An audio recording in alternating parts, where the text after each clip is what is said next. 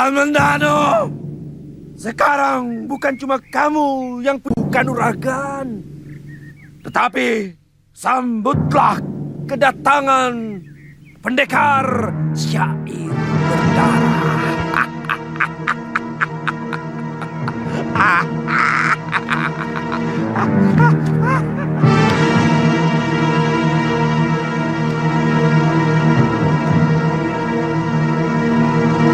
Mayapada, aku datang. Akan kulumuri wajahmu dengan darah. Akan aku tantang kekejamanmu dengan 2 cakarku. Kematian dalam nafasku. Kematian di setiap langkahku. Pada akhirnya, saat yang kita tunggu mulai nampak. Setelah diguncang oleh pemberontakan Ranggalawe, sahabatnya sendiri, sekarang Sang Ramawijaya terpaksa harus membunuh pengikutnya yang paling setia, Lembu Sora. Apa untungnya buat kita, Kakang? Sambi, setiap ada pemberontakan, berarti ada ketidakpuasan. Dan pada setiap penumpasan, pasti akan diikuti oleh dendam. Kemudian, kita akan bermain dalam dendam mereka. Tentu. Aku tidak pernah rela melihat Trahjenggala kembali bangkit. Mereka selalu memusuhi guruku. Paling tidak, kita wajib merongrong kekuasaan negeri baru itu. Agar selalu resah. Apa untungnya buat kita? Kita sudah terlalu lama menjadi sampah di tempat seperti ini.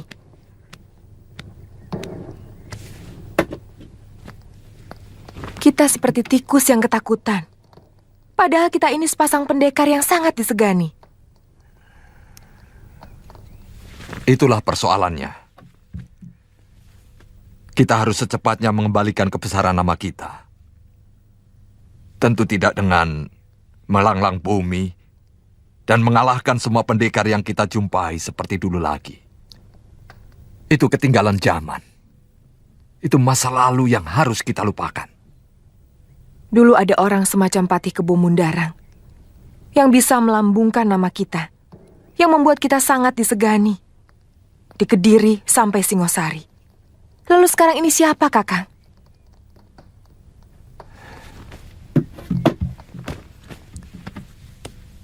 Kita sendiri yang harus mengangkat derajat kita.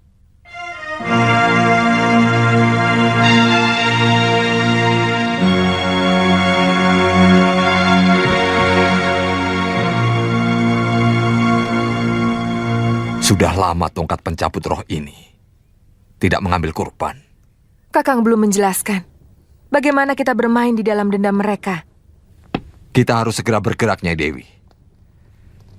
Kita cari tahu siapa saja anak buah Ranggalawe yang terpaksa harus melarikan diri dari Tuban. Kalau perlu, kita dekati Adipati Arya Wiraraja yang kabarnya sekarang berbagi kekuasaan dengan Sang Ramawijaya. Kata orang, dia mendapatkan daerah Lumajang. Aku lebih tertarik dengan anak buah Ranggalawe, Kakang. Karena Arya Wiraraja adalah orang yang sangat setia pada janji. Ingat, dialah orang yang sebenarnya memberikan jalan kepada Sang Ramawijaya untuk merebut kembali kekuasaan dari Prabu Jayakatwang. Yang akhirnya menyengsarakan kita. Aku juga tidak suka dengan Adipati Sumenep itu. Jadi, kita harus mempersiapkan diri untuk keluar dari persembunyian kita. Kita kembali menjadi Raja Wali yang terbang bebas mencari mangsa. Adi Resapati, sebaiknya kita bermalam di sini. Apa tidak ada desa yang dekat dari tempat ini? Saya kira itu lebih aman untuk keselamatan kita. Saya tidak yakin ada desa di sekitar sini. Tapi saya yakin daerah kekuasaan Majapahit aman dari gerombolan begal. Kalau begitu, siapkan perkemahan. Hop, kita istirahat di sini. Dirikan kemah dan dapur umum. Gilirkan penjagaan. Bagaimanapun kita harus tetap waspada. Siapkan senjata kalian di tempat yang mudah dijangkau. Cepat, sebelum gelap, semua harus sudah selesai. Baik, Gusti. Tentang dugaan Kakang Ranggalawe, hampir semuanya benar. Sesudah Lembu Sora memberontak, entah siapa lagi yang akan menyusul. Benar-benar lupa daratan. Tapi Sang Prabu juga telah mengampuni Dewi Martaraga dan Tirtawati. Bahkan Gusti Kuda Anjampiani, putra Kakang Ranggalawe, diberi tanah perdikan di dekat Tuban. Itu siasat, supaya keturunan Ranggalawe tidak menaruh dendam.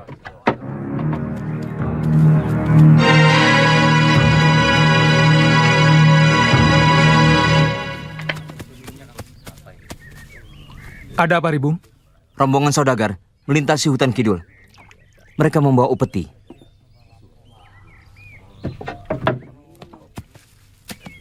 Berapa orang? Kurang lebih 20 orang. Mereka bersenjata. Pakaian mereka? 2 orang pimpinannya, seperti para temenggung.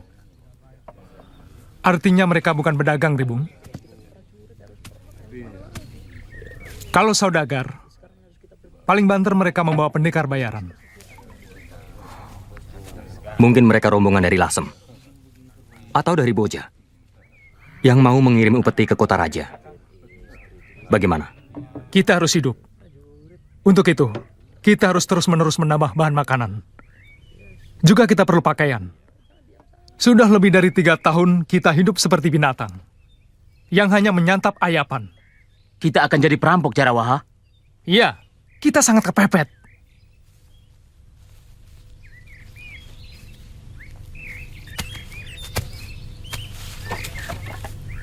Saudara-saudaraku, untuk mempertahankan hidup,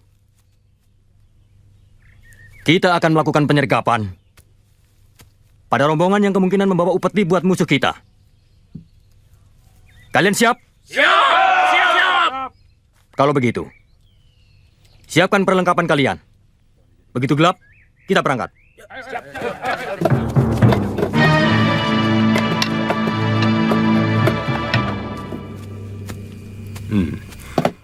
Perkuat penjagaan di sekitar gerobak ini. Perasaan saya agak kurang enak. Kata orang, Majapahit itu cantik-cantik dan penurut. Kalau saya punya uang, tapi kalau utusan macam Kakang, pasti ada jalannya, Kang.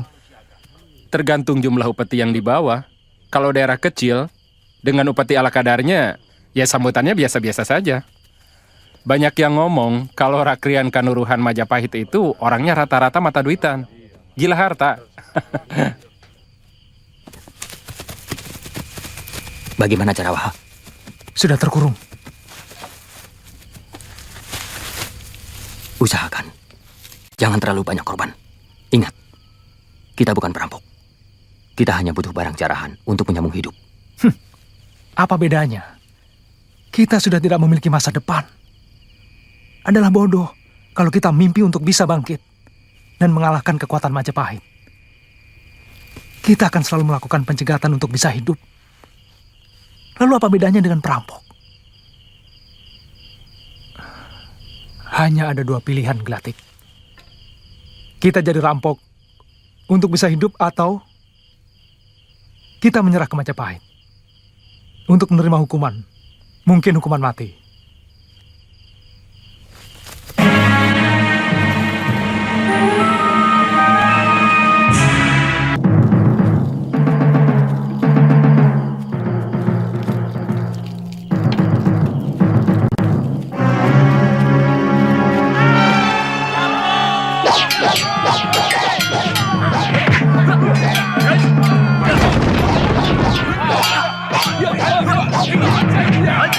Yeah.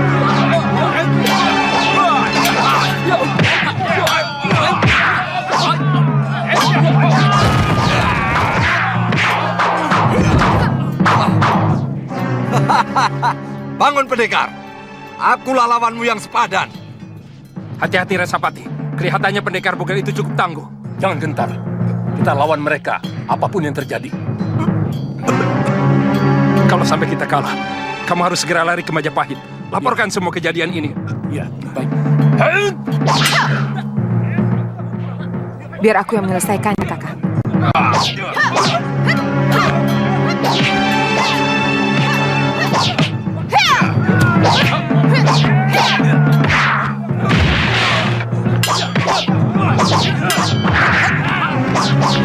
Resapati, lari! Ayo cepat lari! Tunggu. Tidak usah dikejar. Siapa kalian? Berani memerintah kami?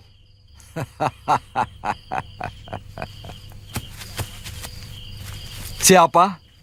Itu tidak penting. Yang jelas kita mempunyai kepentingan yang sama. Apa maksudmu? Bukan hanya kalian yang membutuhkan harta jarahan ini. Kami juga. Saya tidak suka cara kalian.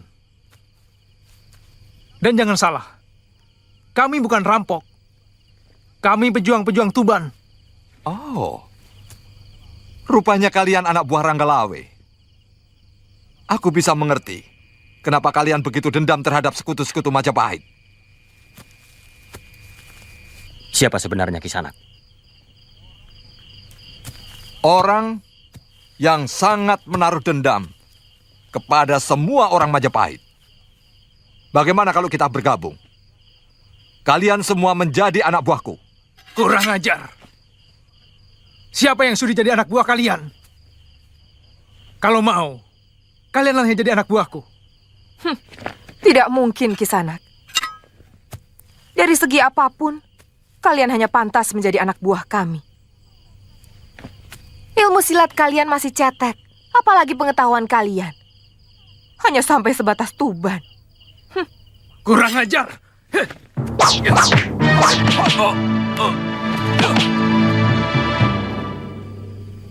Sebenarnya kami tidak terlalu membutuhkan kalian.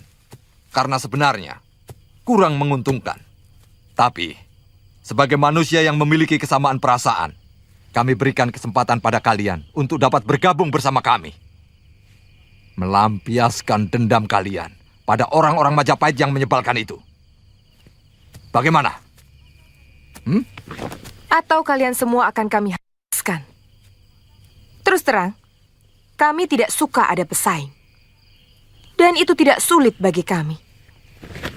Seperti ini misalnya.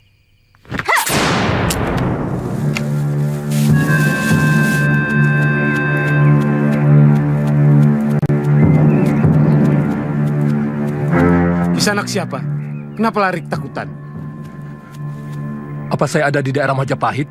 Kisanak sudah berada di Majapahit. Cepat bawa saya ke tempat Rakrian Kanuruhan. Saya utusan dari Lasem. Semua rombongan saya habis dirampok di hutan selatan daerah Tuban. Lebih baik Kisanak istirahat dulu. Kebetulan besok hari penghadapan.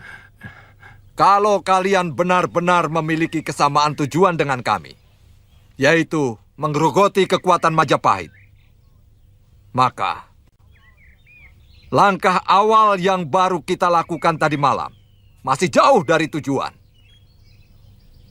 Kita harus banyak lagi menghimpun anggota. Maaf, Empu. Saya kira sangat tidak mungkin bisa kita lakukan. Alasan apa yang bisa menarik mereka menjadi anggota gerakan kita? Sedangkan semua penduduk merasakan keadilan dan kemakmuran dalam pemerintahan Sang Prabu Majapahit. Itu pertanda bahwa kamu cuma seekor katak yang sibuk bernyanyi di dalam tempurung. Kalian tidak pernah mencoba untuk mengetahui bahwa ada sekelompok manusia yang hancur oleh kemegahan Majapahit. Terus terang, kami tidak mengerti apa yang Empu maksudkan. Apa kamu pikir para kerabat prajurit Kediri dan daerah-daerah kecil bawahannya yang hancur dibantai oleh prajurit Majapahit pada waktu pertempuran dahulu tidak ada yang sakit hati? Seperti juga keluarga kalian. keluarga Ranggalawe. Dan siapa tahu juga keluarga Arya Wiraraja. Pernah kalian pikirkan itu? Dendam dan sakit hati tidak akan pernah bisa dibasuh oleh kemakmuran. Dia akan tetap tinggal dalam sanubari. Rencanaku, untuk sementara, kita akan tetap tinggal di sini, jadi rampok. Sambil menghimpun kekuatan baru. Perintahkan kepada beberapa anak buahmu untuk mencari orang-orang seperti yang kumaksud. Baik, Empu. Tidak masuk akal. Tiba-tiba di daerahku ada kawanan perampok. Ini tanggung jawab Rakrian Tumenggung. Kakang Wahana, bagaimana pengamananmu? Yang paling menakutkan dua orang yang datang terakhir, Gusti. Dia berbadan pendek dengan senjata tongkat. Dan seorang lagi yang membunuh Suropati, seorang pendekar wanita.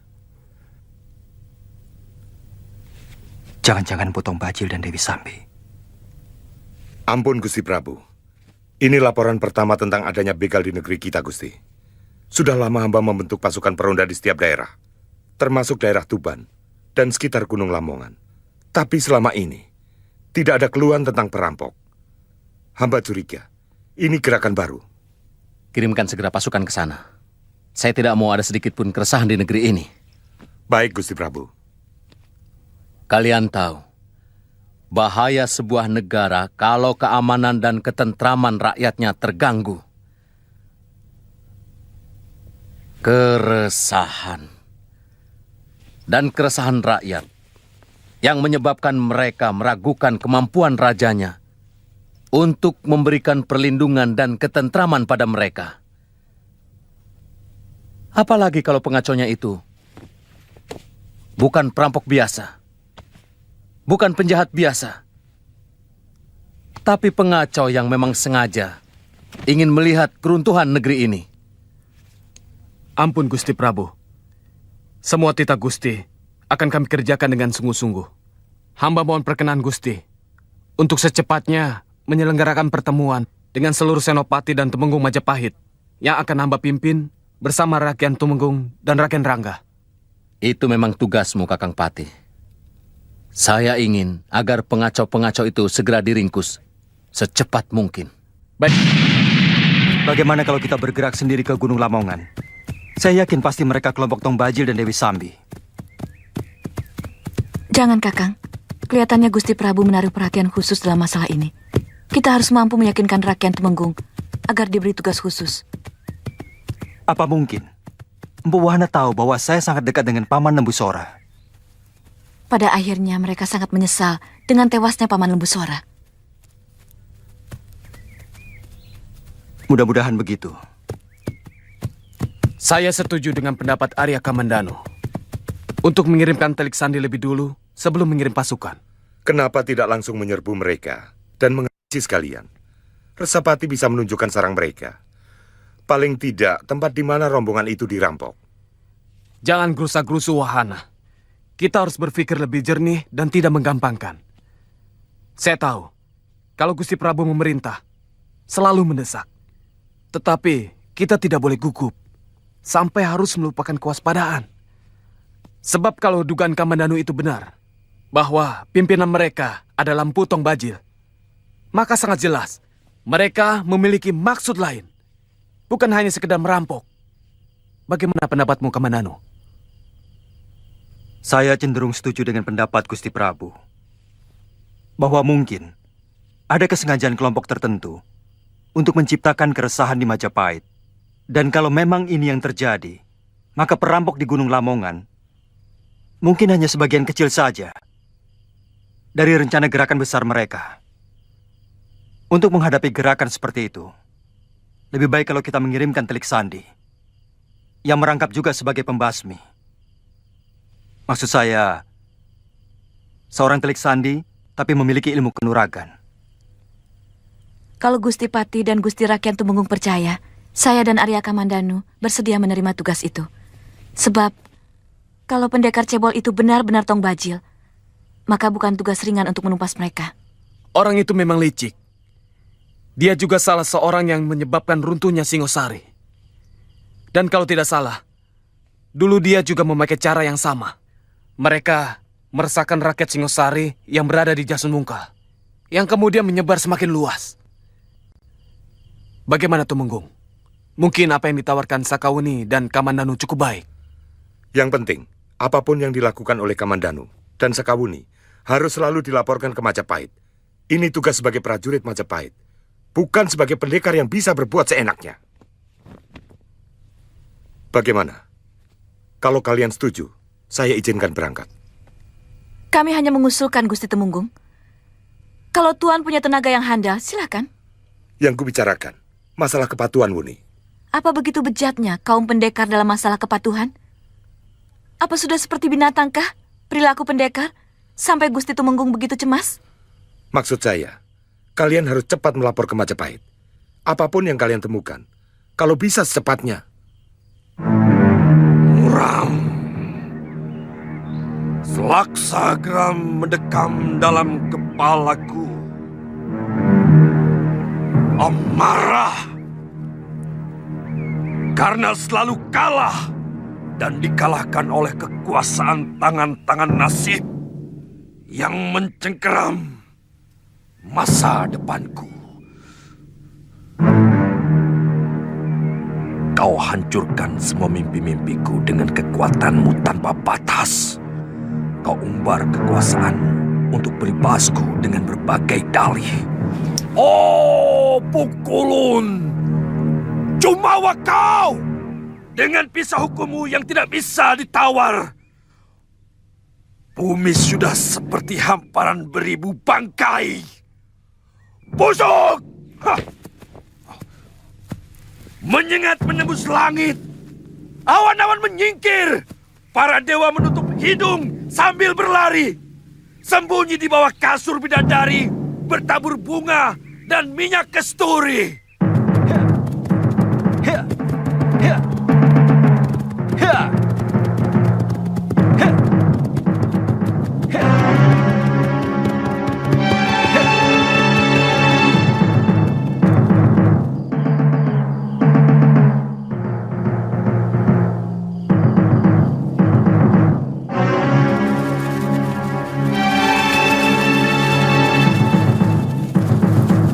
Ada yang datang.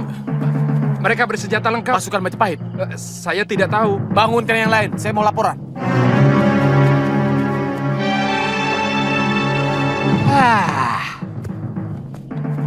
Jangan suka gerabak-gerubuk. Sedikit-sedikit bingung. Ada apa? Menurut penjaga, ada pasukan yang datang empu. Lalu, kenapa harus bingung? Ambil senjata kalian. Siap. Kalau musuh kamu lawan. Kalau kawan, kamu sambut. Gampang. Sudah, sana.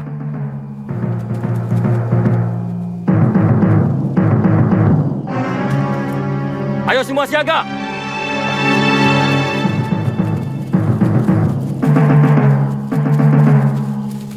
Kakang Bajil! Kakang Bajil! Saya Garangan!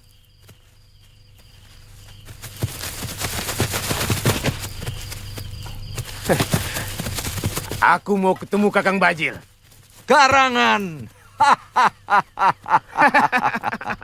Dari bau mulutmu aku tahu kau yang datang.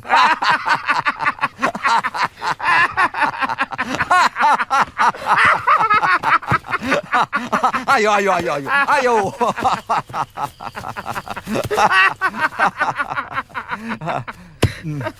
Dari mana kalian tahu aku di sini? Beberapa orang anggota rombongan dari Lasem yang Kakang rampok ketemu kami. Dia minta tolong. Katanya habis dirampok di sini. Terus? Aku tanya, perampok seperti apa? Terus? Dia jawab, pimpinannya pendek, tapi kejam sekali. Hampir semua anggota rombongan habis dibantai. Katanya, siapa lagi orang pendek berhati kejam kalau bukan Kakang? Terus. Aku mereka. terus kemari. Aku kangen sama sampean, Kakang.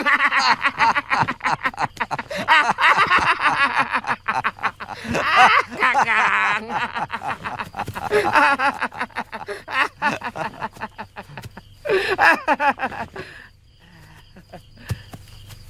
Hai, kalian dengar semua. Rombongan yang tadi datang dan membuat kalian morat-marit kebingungan adalah rombongan sahabatku. Dia ini namanya Garangan. Dia dengan rombongannya akan bergabung dengan kita semua.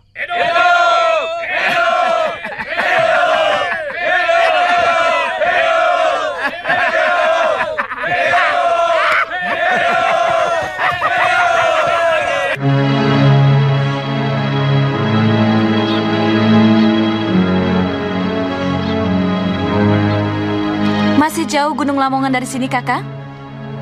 Kalau melihat perbukitan kapur di sebelah utara dan mulai banyaknya pohon-pohon jati, kita sudah mulai memasuki daerah itu.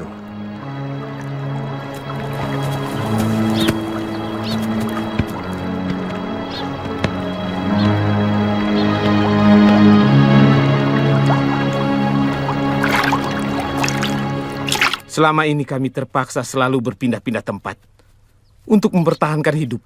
Kadang-kadang kami merampok desa-desa kecil. Kamu pernah lewat Jasun Wungkal? Daerah kita sudah dikuasai oleh orangnya Sanggrama Wijaya. Tidak ada harapan kita bisa balik ke sana. Kakang masih mau melawan mereka? Harus. Kami melihat persatuan anak buah Sanggrama Wijaya mulai rapuh. Mereka mulai bentrok dengan sesamanya. Ronggolawe memberontak, tapi sudah berhasil ditumpas. Aku dengar kabar terakhir. Lembu Sora pun juga memberontak. Tapi dia dapat ditewaskan. Ini pertanda baik buat kita untuk mulai bergerak. Jadi, orang-orang itu bekas anak buah Ranggalawe? Iya. Mereka merupakan modal utama perjuangan kita. Dan syukur, kau dapat menemukan persembunyianku. Kadang-kadang kebetulan masih mau juga berpihak pada kita. Tapi Kakang, buat siapa sebenarnya kita berjuang? Semua pewaris Tradaha sudah sirna. Kita berjuang untuk kita sendiri. Sanggrama Wijaya boleh saja menguasai Majapahit dan Kediri. Tapi di luar itu, milik kita. Kita dirikan kekuatan yang sama di negeri ini seperti duri dalam daging. Oh, Kakang mau jadi raja? Ya, raja begal dan rampok yang disegani. Sehingga Sang Prabu pun harus menyembah kepadaku sebelum disembah oleh rakyatnya.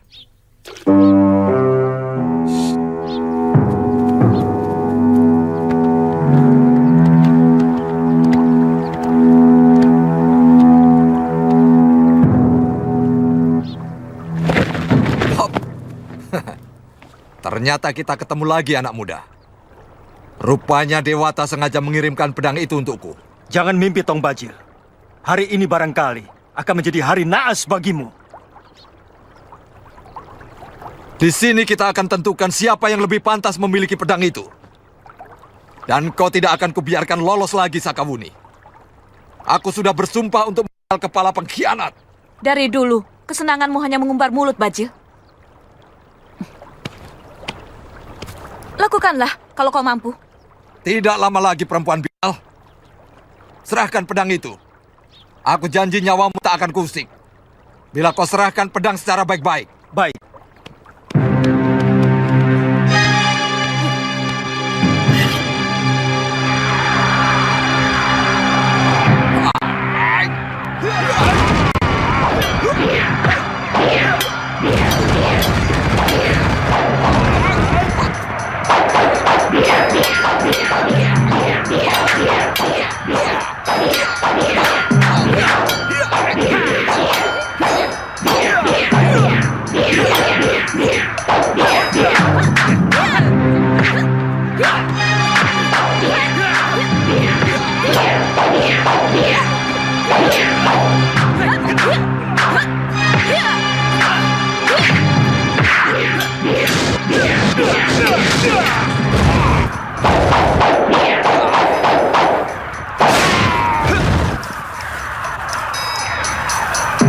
Celaka, pedang ini mulai menyedot seluruh tenagaku. Mungkin aku sudah tidak bisa bertahan satu jurus lagi. Darahku api. Keringatku api. Nafasku api. Semua keringatku api. Api gunung. Api langit. Api perut bumi. Kupanggil semua kekuatanku dengan mantraku ke dalam tanganku. Segoro Geni! Kakak,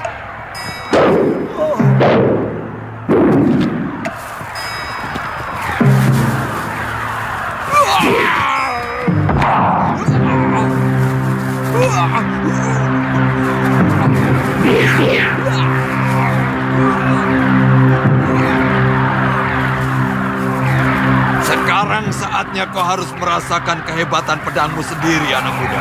Serakah membuat manusia rakus seperti sapi. Dia selalu lapar meski perutnya sudah dipenuhi rumput. Dan seluruh gerahamnya hampir rontok memamah biang.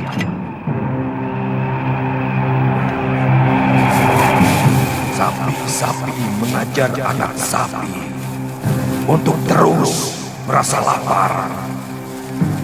Rumput-rumput membisiki tetangganya untuk terus tumbuh tanpa putus asa.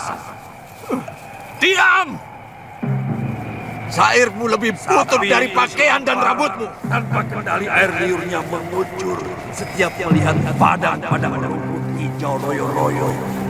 Ingin rasanya dia telan seluruh lapangan ke dalam perutnya. Kurang ajar!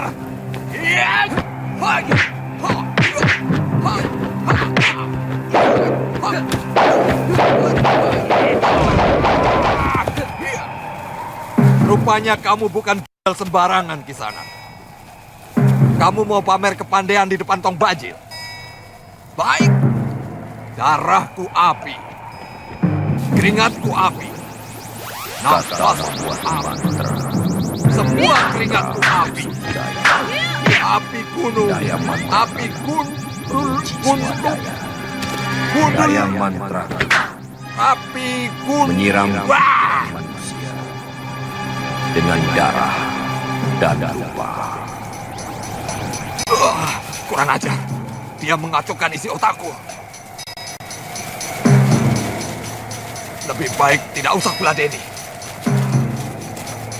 Lain waktu kau akan kulibas di butut. Tong Bajil ternyata nyalimu, kerdil seperti tubuhmu.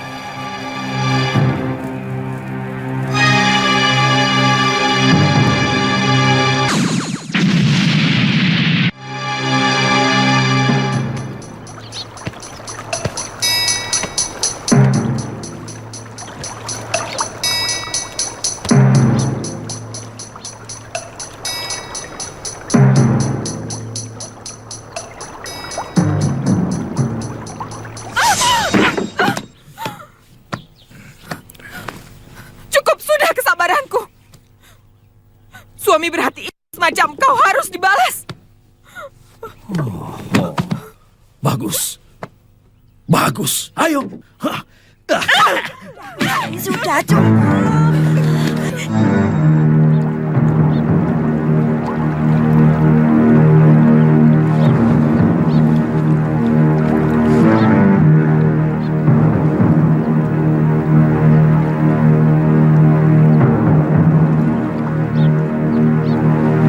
Masa lalu adalah tumpukan luka.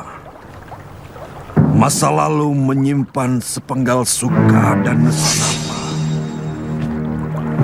Duh dewa, kenapa semua bayang menjadi siksa?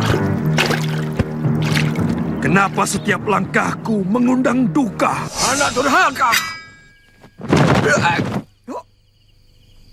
Langkai dulu mayat kami. Orang ini dalam lindungan pemerintahan Kediri. Persan dengan kalian. Minggir! Serang!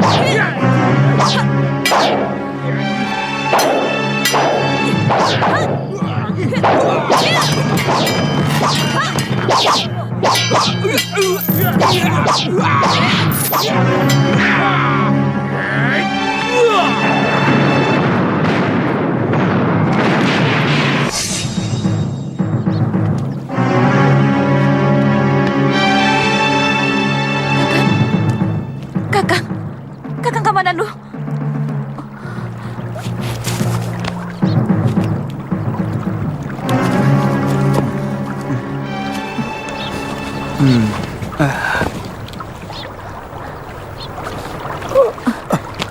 Jangan bergerak dulu, Kakang. Luka di dada Kakang cukup parah. Mudah-mudahan obat yang dikasih ibu bisa untuk mengobatimu. Kurang ajar kau baca.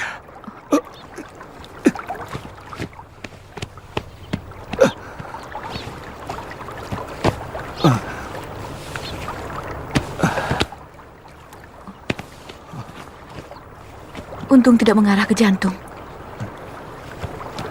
Kulit Kakang gosong. Aji Skoro Geni. Sekujur tubuh saya panas sekali. Saya tidak tahan, Buni. Saya tidak tahan.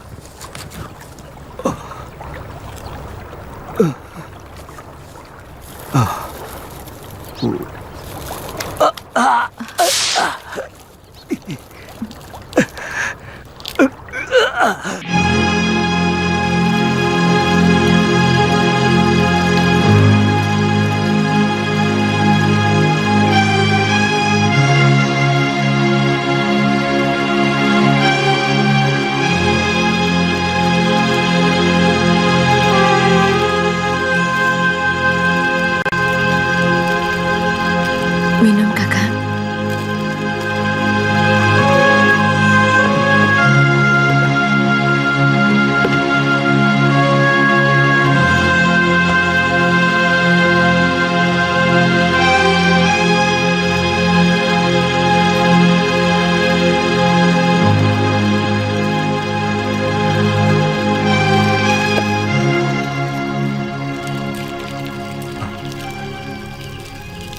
Pedangku.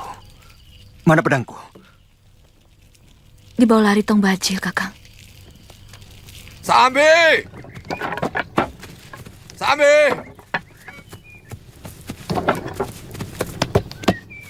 Sambi!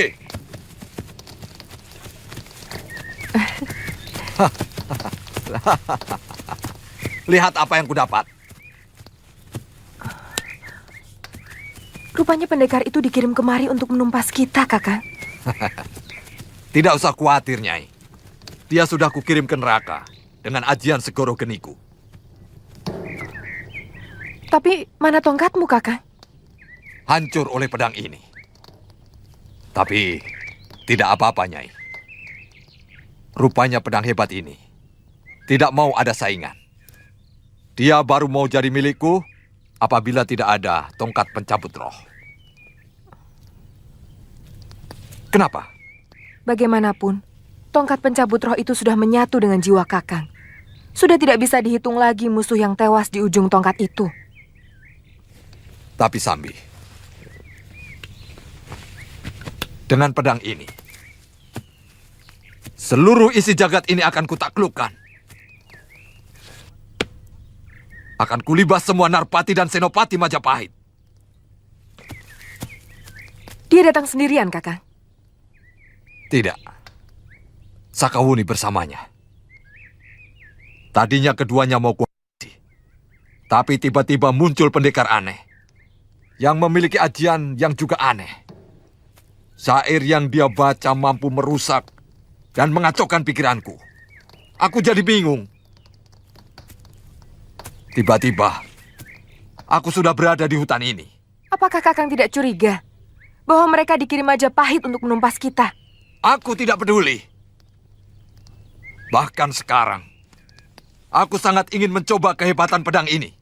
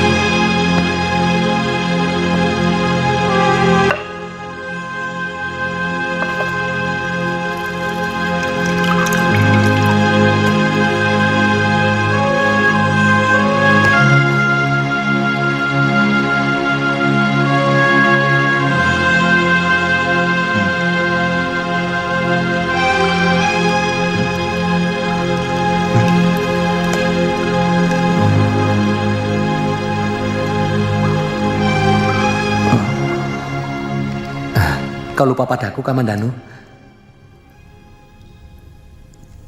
Saya pernah dengar suara itu. Sering. Sangat sering. Barangkali 6-7 tahun yang lalu. Lupa ya? Tapi yang terakhir kira-kira 4 tahun yang lalu di Tuban.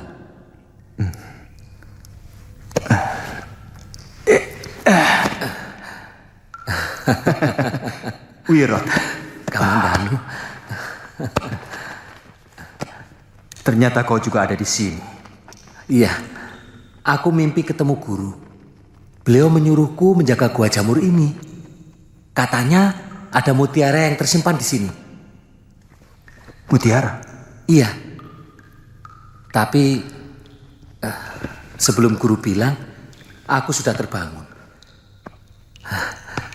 Lah kamu sendiri? Aku dengar kamu katanya sudah enak menjadi penggawa di Majapahit. Ceritanya panjang, Wirot. Dadamu kenapa? Ini salah satu sebab kenapa saya datang kemari. Saya dikalahkan oleh pendekar Empu Bajil. Dia memiliki aji segoro geni. Ini ciri-ciri murid durhaka. Kalau lagi senang, lupa sama guru. Tapi kalau susah saja. Aku letih sekali, Wirot. Apa dipijet? Ternyata kamu masih ingat, Wirot.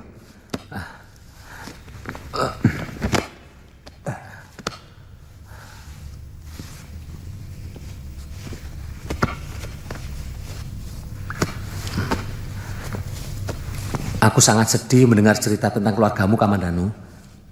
Dari siapa kamu dengar? Kisar Pak Kentrung. Dia melihat bagaimana rumah ayahmu dibakar oleh orang-orang Kediri. Dan ayahmu tewas. Kakang Dipangga tega mengkhianati keluarganya sendiri. Bagaimanapun juga, ayahmu adalah adik seperguruan guru kita. Paling tidak, kalau ada permasalahan apa, saya masih bisa minta nasihat beliau. Guru.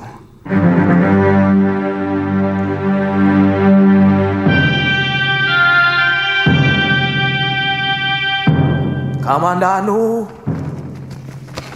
Kamandanu. Guru, saya dengar suaramu. Aku di sini, Kamandanu.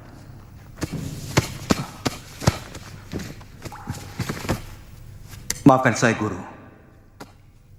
Pedang pusaka naga puspa yang Guru titipkan kepada pendekar lo telah direbut orang. Tidak apa. Apakah tidak berbahaya kalau pedang pusaka itu dipegang oleh pendekar yang jahat? Seperti Empu Bajil, Guru. Tidak ada seorang pun yang bisa menggunakan pedang pusaka itu. Kalau dia tidak menguasai jurus ilmu naga puspa tingkat kelima. Kalau begitu pun saya tidak mampu? Bukankah Guru hanya mengajari saya sampai tingkat kedua? Ya, karena kamu tidak sungguh-sungguh mempelajari jurus itu. kamu lebih suka keluyuran. Maafkan saya, Guru.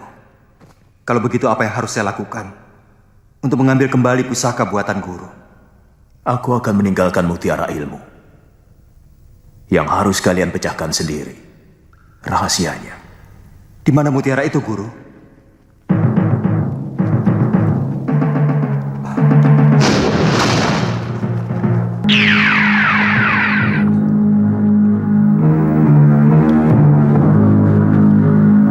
Guru! Guru! Guru! Guru! Guru!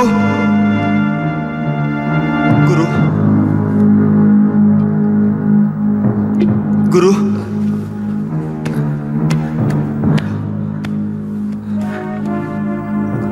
Guru! Kamandanu, bangun, bangun. Mana Guru? Mana Guru? Guru siapa? Kamu itu ngelindur. Aku mimpi bertemu Guru, Wirot. Beliau mengatakan padaku tentang mutiara. Mutiara ilmu. Beliau menyuruh aku untuk mempelajari mutiara ilmu tersebut. Walah, ilmu apa lagi? Yang dulu saja saya udah nggak sanggup ya. Wirot, aku yakin mutiara itu menyimpan sisa dari jurus naga puspa yang belum selesai aku pelajari. Naga puspa? Ya, aku tidak sanggup berlatih ilmu itu. Baru tingkat pertama, napasku hampir pedot.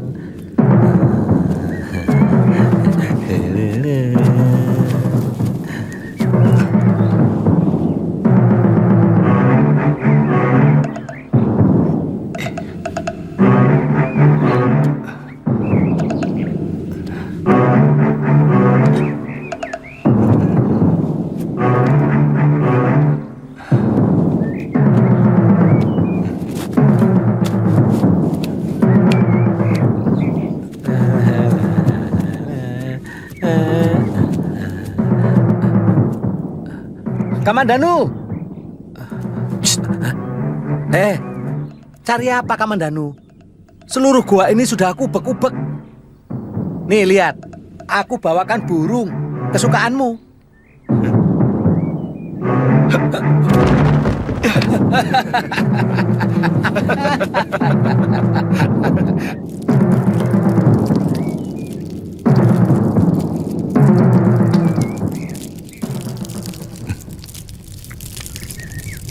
Kalau kamu sebagai guru, kira-kira di mana kamu taruh mutiara-mutiara itu? Kamu pikir aku belum berpikir seperti itu? Kamandanu, kalau soal mencari, Wirot ahlinya. Aku paling sering mencuri lauk yang Biung sembunyikan. Karena aku memakai ilmu itu. Kalau aku jadi Biung, lauk itu akan kusembunyikan di sini. Tapi karena itu juga yang menyebabkan aku dititipkan sama guru. Aku pernah mendengar pengalaman dari seorang raja maling. Suatu kali dia tidak mendapatkan apa-apa dalam pencuriannya di rumah orang kaya.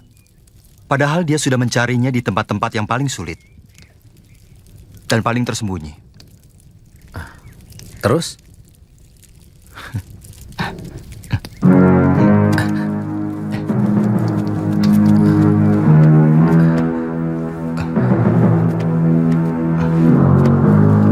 Kamandanu, kamu itu tempat suci guru. Nanti kualat kamu. Carilah barang di tempat di mana orang lain sama sekali tidak menduga.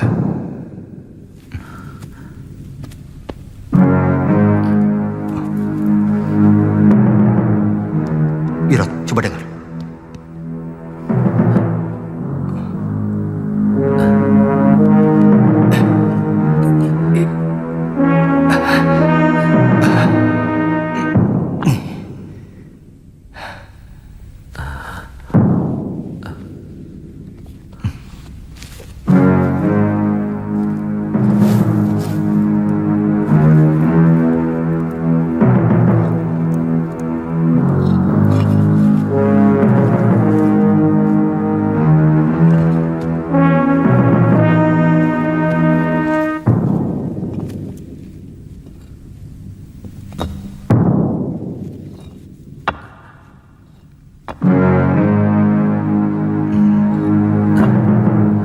Mana mutiaranya?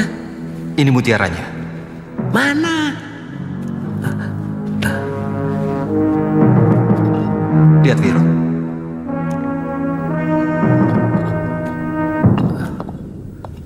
Menurut kamu, ini gambar apa?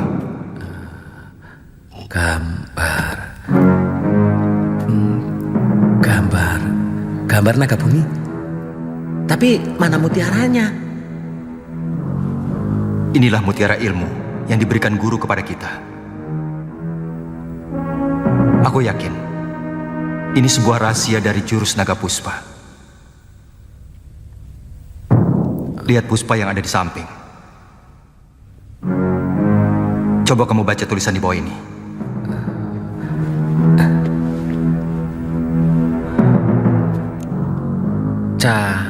Cakar Nogo Ginurat Papat Hanawut Angkoso.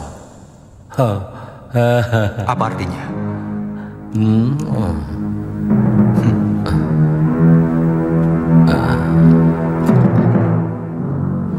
Lunggah Kapulungan. Apa maksud tulisan ini? Apa tadi bunyinya? Lunggah Kapulungan.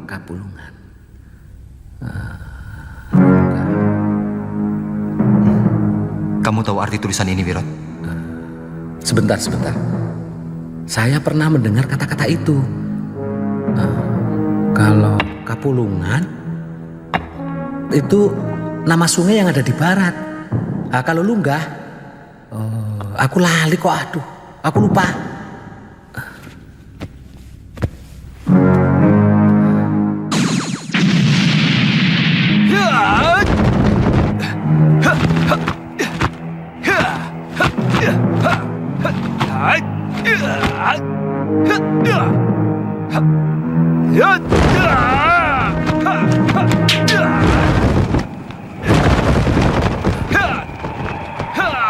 Ya, itu mirip sebuah jurus. Kamandanu, coba mainkan jurus naga puspa, lalu sambungkan dengan bentuk itu. Wah, bentuknya sama, Kamandanu. Hebat kamu. Itu cuma bentuk jurus. Tapi bagaimana jalannya? Apa saja bentuk pukulan dan tangkisan yang ada di dalamnya? Kita tidak pernah tahu. Mungkin benar katamu, bahwa mutiara ini berisi lanjutan dari jurus naga puspa yang sudah kita pelajari. Tapi bagaimana caranya mengurai gambar dan tulisan yang sulit dimengerti itu? Ini yang membuat aku bingung. Guru. Jadi orang kok senangnya bikin teka-teki.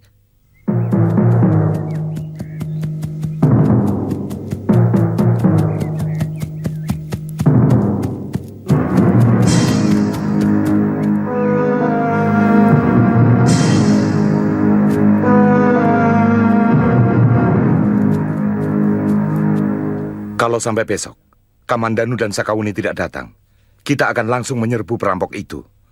Dari dulu, aku tidak pernah suka bekerja sama dengan bekas pendekar. Untung dia datang.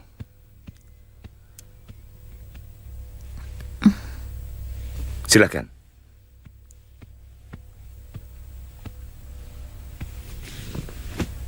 Bagaimana beritanya, Wuni?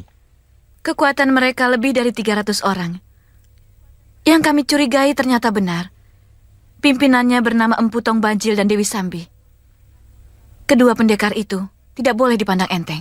Cukup laporan tempat dan kekuatan mereka saja, Sakawuni. Saya tidak butuh penilaian. Mana Arya Kamandanu? Dia terluka sewaktu bentrok dengan Empu Tong Bajil. Saya tanya, di mana Kamandanu sekarang?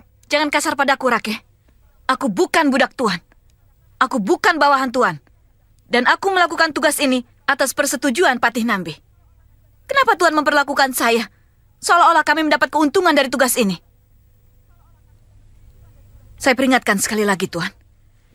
Pendekar pendek yang bernama Empu Tong Bajil itu sangat berbahaya. Juga Dewi Sambi. Saya mohon pamit.